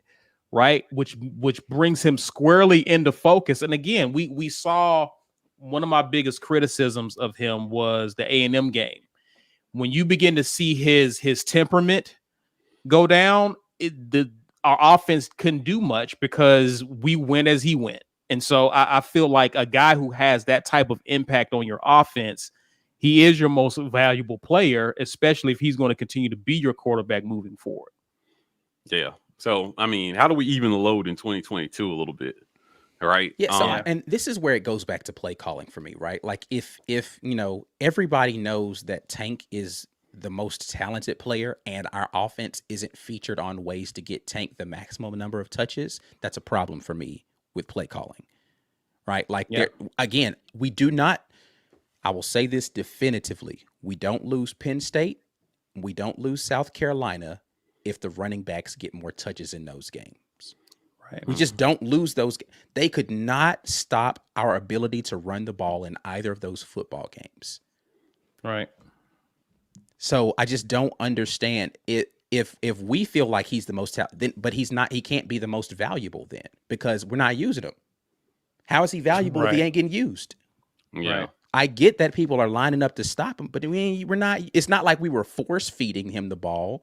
Correct. And giving him 30 runs in a game where they were stacking the box.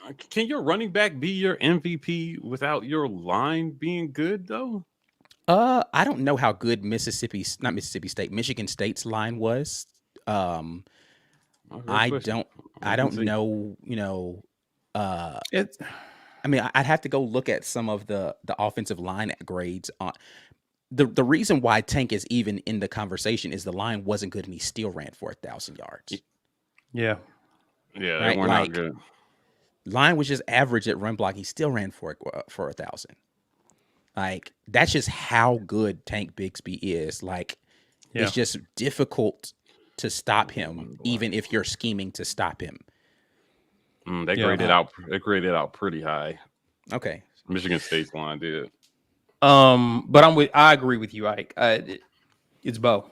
It's Bo for in considering his improvement. I have to factor in the fact that he got better, and as he got better, teams had to start respecting what we were doing through the air, and that gave opportunities for our run game. So, yeah, okay. So let me ask you this then. Again, same thing I'm saying about the running back. Like, can your running back really be your MVP without a solid O line? Right? Like, if he's consistently getting hit behind the line of scrimmage, he's gonna have to be a total Superman. Sure. Right. I just think you have to find different ways to get him the ball, right? Like for sure. Or like the screen. I was so happy we ran a screen during this bowl game. I didn't know what to do when I saw them. I was just like perfectly executed. What just happened? We ran a running back and it because again, you understand how the defense wants to attack you, and they're saying, all right, great.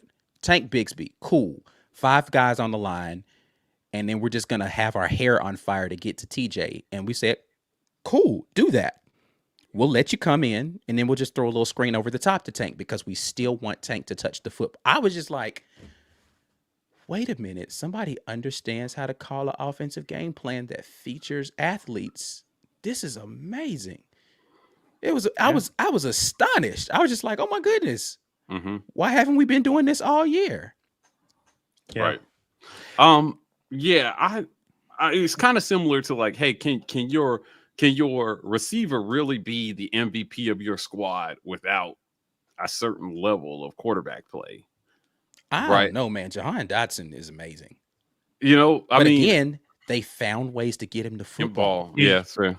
They were just like, all right, cool. He's the only guy who can catch the ball. Great. We're gonna run him on speed sweeps. We're gonna throw, bubble screens to him. We're gonna put him solo. We're gonna make sure that we, put him in motion so you can't jam him off the line. We're gonna put him in bunch formations where he's offset. We're going to find ways to put the ball in Jahan Dotson's hands as many times as we possibly can. He's your playmaker. He's your playmaker, and when his number is called, does he deliver?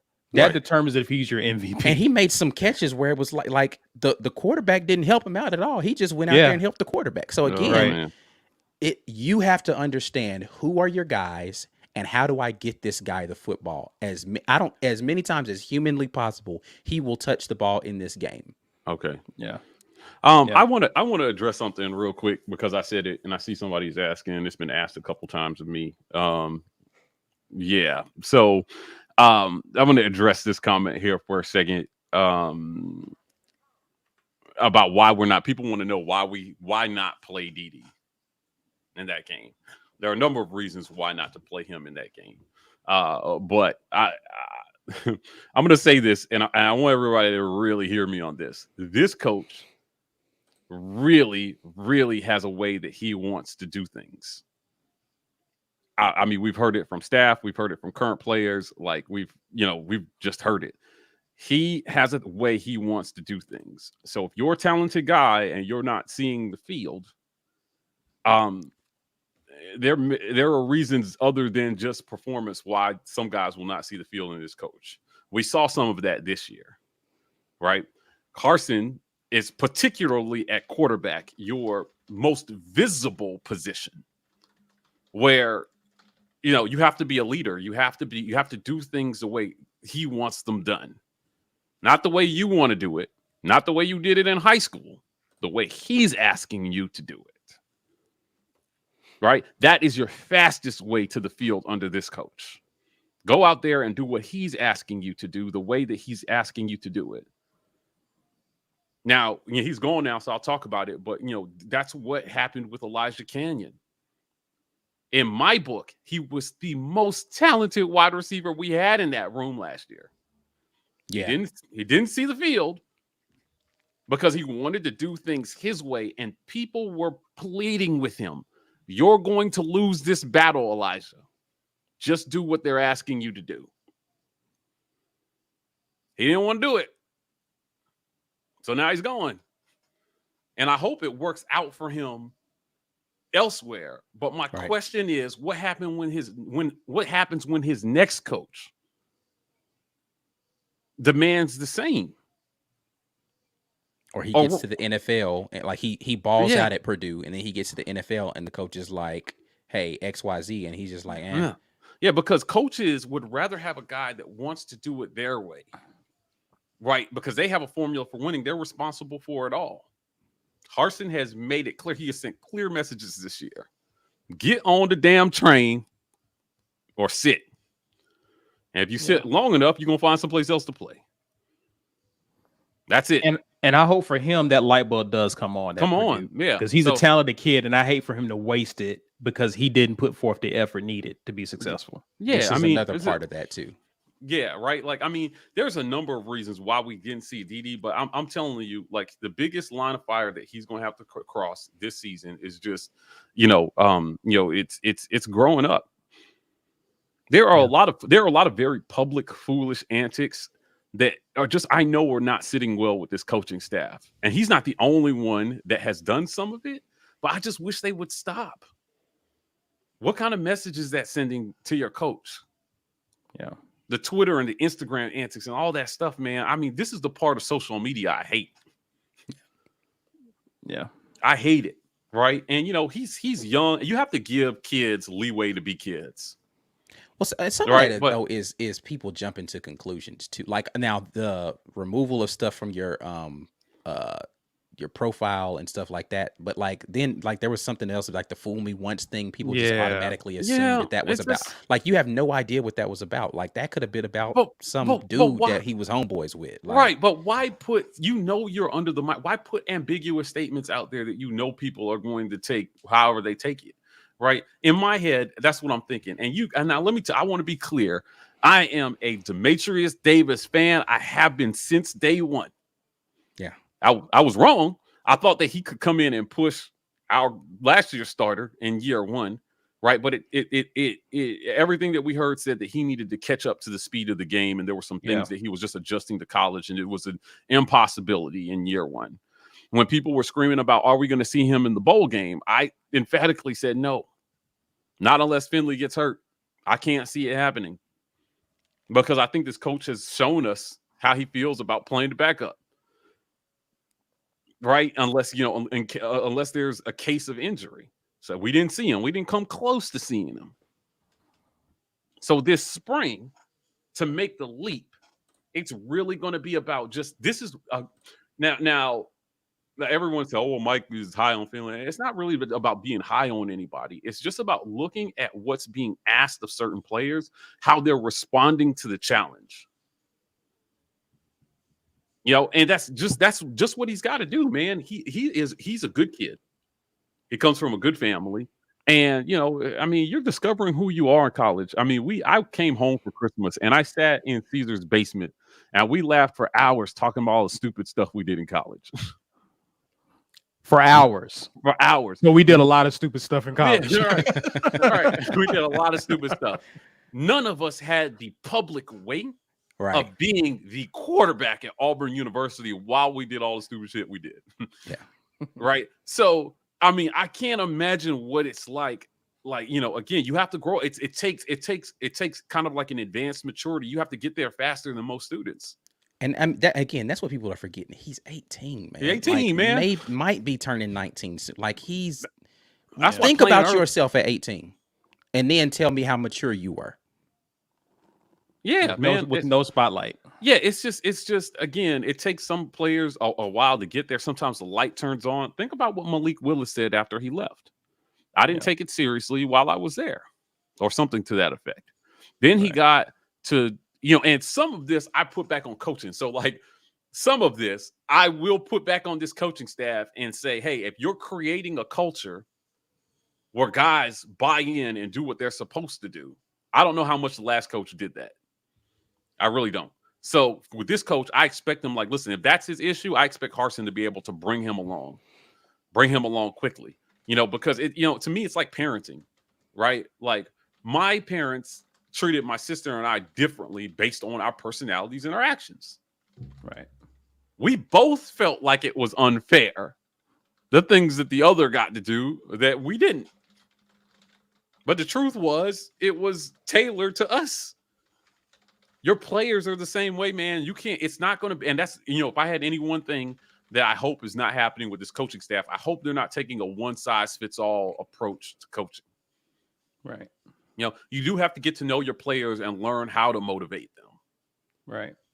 Right, individually. And so that's what I hope they do for him. I hope they, whatever it is that they may feel like they're not seeing, I hope that they get creative in how to motivate him to do what they're asking him to do.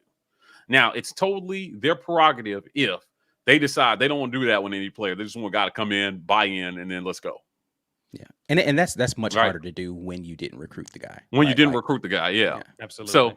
So I want to see Dede get his shot eventually, right? I just want to see him get it when he's ready for it, both on and off the field. Yeah. You know, both in terms of play and mentally. Yeah.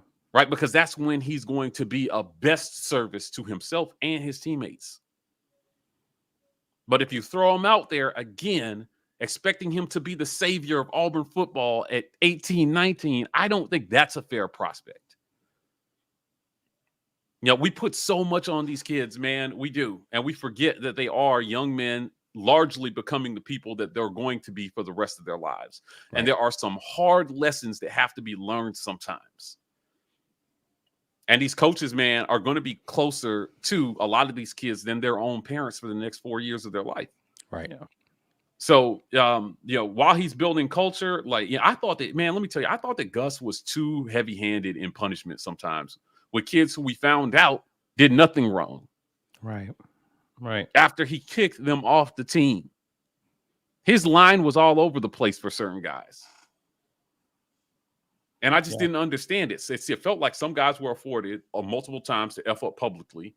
And other guys, it was just one day we're hearing they're kicked off the team for undisclosed reasons. Right. And then the kid tells their side of the story. And then publicly it comes out that they didn't even do anything. But he can't go backwards. And I just hope, man, I don't know. I mean, the most high profile, like one I can think of was, who was the guy at Wisconsin? I can't think of his name. But I know exactly who you're talking about. Right. Yeah. He got kicked off the team. They were talking about kicking him out of college, all this stuff. And fortunately, his family could afford a lawyer, and that lawyer did a bang up job. I mean, they produced all kind of receipts, text messages, camera views, literally everything. And the case was so compelling, they had to reinstate him to school. Quintez Cephas. And let him back on the team. Yeah. You know, and again, now in that situation, would I say that he was innocent of any of at least being stupid? No. He did some stupid stuff. Right. And that's part of what growing up is in college. Yeah. That's the patience I hope that fans can find with this. And that's the problem when we end the season the way we did with 5 straight losses.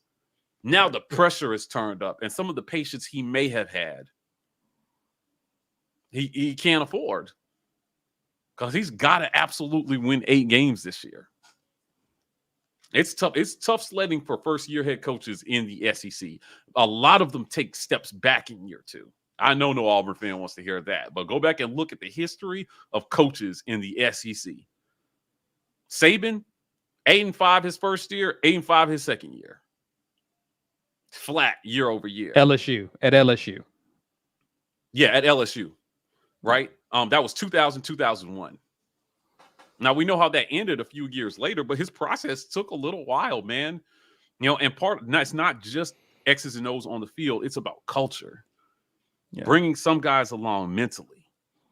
Right. So a lot of the social media antics, and Dede's not the only one that's been doing this stuff. I just hope that we can calm all that down and the talk can be about play. Yeah. He said some things on social media that I've really liked as well, too. He said some really good things that I've liked on social media about just, waiting his time and, being patient and, things that are good. But some of the other stuff, man, young man, cut it out. You don't need that. It's not helping you. Yeah. I think that's the biggest thing is that, like, nobody's telling you can't be a huge, like, you have to remember, no, you're not just any other person, right? You're not just a regular student out here living your life and, oh man, everybody else gets to do it. How come? Because you can't. Like, I just don't know another way to put it to you. You can't. And you've chosen this life as a spotlight. It's never going away. You get into the pros, you can't. Like, they're going to want you to just not ever pull your phone out ever. Just, if you ain't calling nobody, I don't want to see it, right? Like, you can't. Your image matters. How people perceive you, and you don't have to like it. You just have to accept it and say, this is part of the job. Yeah. And let's be real, this is a job at this point, right? Like, you are playing for your professional life once you see the field. Yeah. You just can't. And I agree. I don't know what to tell you to help you understand that you just can't. And it seems unfair, but it is what it is, because you're going to get a bunch of praise when you do it right, and they are going to crucify you if you do it wrong. Do it wrong. Yeah. It just comes with the territory. And it's just that you have to know that even someone in your unique situation, you can't have it all in life. That's not what life is about. Right. You make choices. There are consequences, good or bad, that comes with that choice. You decided that you were going to put on an Auburn jersey and represent this university. You represent them when you're on and off the field. Right. So now that you have made a decision to have an opportunity of a lifetime to play in the SEC, there are certain things that you cannot do. Yeah. You know, as a result of that choice. I was hoping that's what a lot of these NIL deals would teach these kids. You are now a brand ambassador. Yeah. For a company. And everything that you do and say publicly is under the microscope. But because that company endorses you, they are indirectly or directly associated with any stance that you publicly state. Right. That's why a lot of players stay away from making political statements, because it's such a polarized topic in our country right now. Absolutely. That it's just not worth it to say anything political publicly. Right. And beyond that, just talking about controversial issues in general, it's tough. Right. But if you say the wrong thing, it's not that hard to get canceled. And then bye NIL money. You can no longer be an ambassador for our company. Because you want that to happen. Yeah. I mean, think about how many times we just see it in the regular world where somebody was endorsing some company. They went out and said something completely atrocious, and the company was just like, snip, snip. Holla. You know, there's an element to that translates to being the quarterback as the most visible spokesman for the team. The quarterback. Now go back and think about some of the things that how TJ has handled interviews in wins and losses. Yeah. Think about everything you've seen from him since he stepped foot on Auburn's campus. Right. And he's done himself a lot of good in that area. He's spoken well. He's taken responsibility. He's done a lot of things well. I mean, I got to have a short conversation with his mom during the Iron Bowl. And, we didn't really talk football. I just said, man, you raised a dynamic young man. What a great guy. Yeah. Easy to root for. Yeah. And so for Harsin, again, the starter guy like that, I mean, it's not hard for his teammates to understand why he's starting. These are the things that they see that the average fan doesn't see. Right. He's doing the things he needs to do behind the scenes to keep an edge on everybody else, regardless of whether he's the most talented or not. Now, sometimes the coach will make the decision to play the guy that's doing everything that's asked of him over the guy who's the most talented. Right. Right. And some of the schools that win more consistently, they don't miss on either side of that spectrum. The most talented guy is bought in. Right. He is going to be a leader. He is going to do what's going to be asked of him. And it's not even going to be a question. That's where we have to get. Right. That's the man I hope Didi can be. Right. For himself, for his family, and for his university. For the university that gave him a shot. Yeah. Now he deserves credit, right? He has been unwavering in terms of what he said publicly about whether he's transferring or not. Right. Because there's been a lot of people who have been speculating he's out of here. Gonna transfer. And he keeps shooting that down repeatedly. Now, what was that? What was the one? It was some reporter put something out there about Demetrius Davis was thinking about transferring to blah, blah, blah. He literally retweeted him and said, this is cap. Right. Straight up, this is cap. And I was kind of laughing because because of what we know, I know that reporter was basing that on complete speculation. Right. Yeah. Right. It was not based on anything at all. Except for maybe he heard from somebody who wasn't even really credible. Then the player comes out and shoots it down. And I'm like, okay, listen, you deserve credit for that. Yeah. We just because it's the same thing that we've asked for other people. Like, stop leaving it up in the air. Yeah. Either it's true or it's not, right? Like, are you or are you not? And right. People want to run, but that's what you're saying about like the ambiguity of some of the posts. It allows people to develop narratives, and you have to come out and say, this ain't even about that, right? Like if I put something out ambiguous, you don't have to tell me what it's about, but you can say, this ain't got nothing to do with football. Chill out. Yeah, for sure. Right. Keep it pushing. Yeah. You know what? Right. After the War Report got popular, our guy J Hall, Main Easy on Instagram, he tagged me in something on Instagram. He tagged my personal Instagram. And that next hour, I got like 300 follow requests from people I have no clue who they are. I denied all of them. Right. And the reason why I denied all of them is, now that, I don't have Demetrius Davis notability, but because we are kind of in the public sphere, if I'm in my feelings on my social media, there's only a few people who get to see that. That's my space to be ambiguous and do certain things and like, you know what I mean?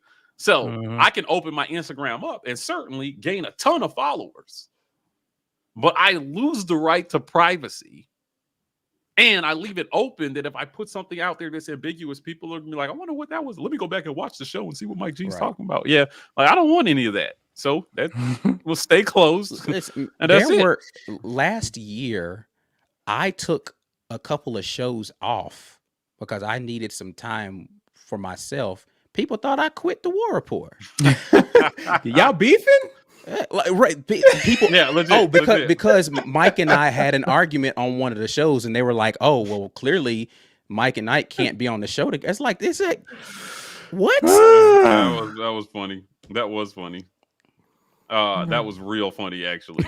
Yeah. So, let's go ahead, Mike. One last point before we get to these supers. Yeah, like, or me and Bill get into it, and they'll be like, "Oh, like, see, they don't get along." I'm like, listen, y'all know we all friends, right? Like, we like can you talk don't argue with, that like way. you don't argue with your friends. That way, yeah. Right? You just get to see it. So, I mean, it just is what it is. But yeah, I know the speculation, right? And that's all I'm saying is that if your social media is going to be open, be responsible with it and just understand that you can't have it both ways.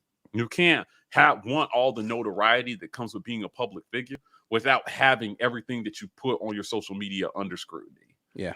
It just is what it is, man. It's what it boils down to, right? And I don't see a bunch from, you think about some of these quarterbacks here that are playing. I don't see a bunch from them on their social media. I don't follow any of them either. So yeah, I don't know. I can't. Nothing comes to mind though. Nothing stands. I don't see hot takes out there circulating around on Twitter about Bryce Young and some. You would see it. You would see it. They're high profile enough that you definitely. To your point, that is a fact.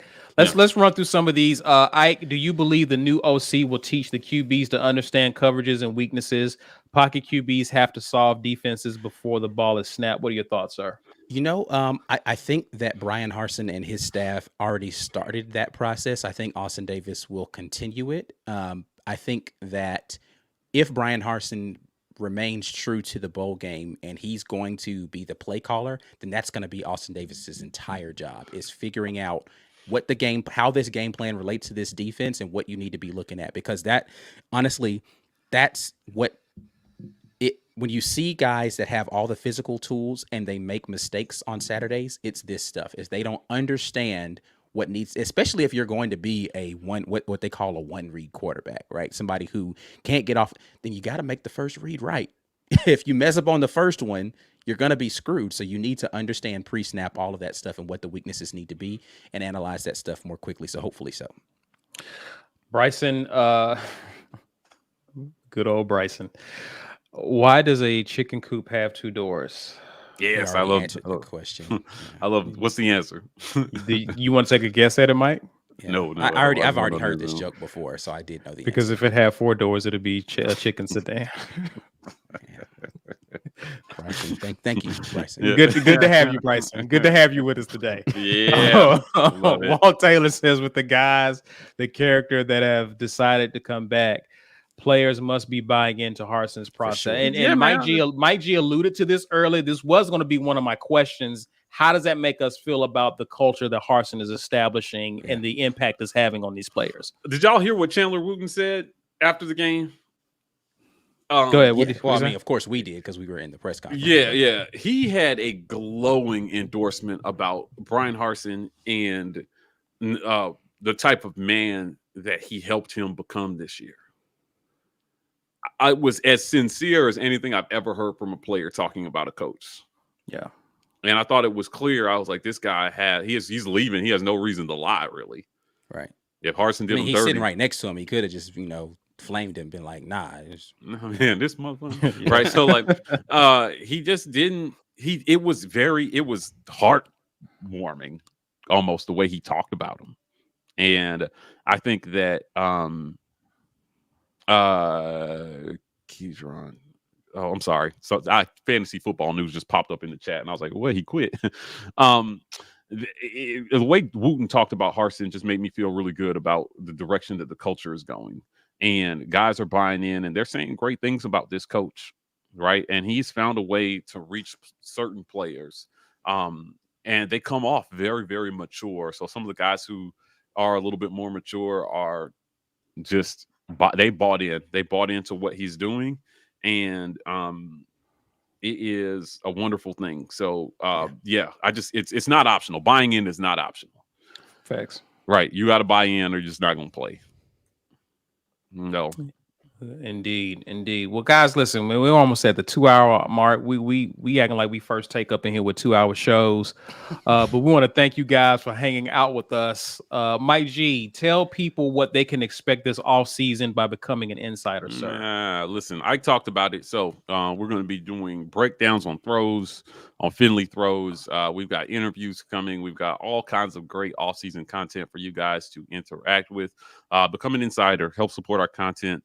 Whether that stuff is behind a paywall or not, your monthly financial support helps to keep us viable, helps to keep us going, and it helps us continue to expand. So January to July, guys, hardest working content creators here on the YouTubes and the internets eventually. So at some point by next year, you're not going to be able to Google Auburn football without finding the War Report. You guys are part of that community as we continue to grow. We appreciate your support.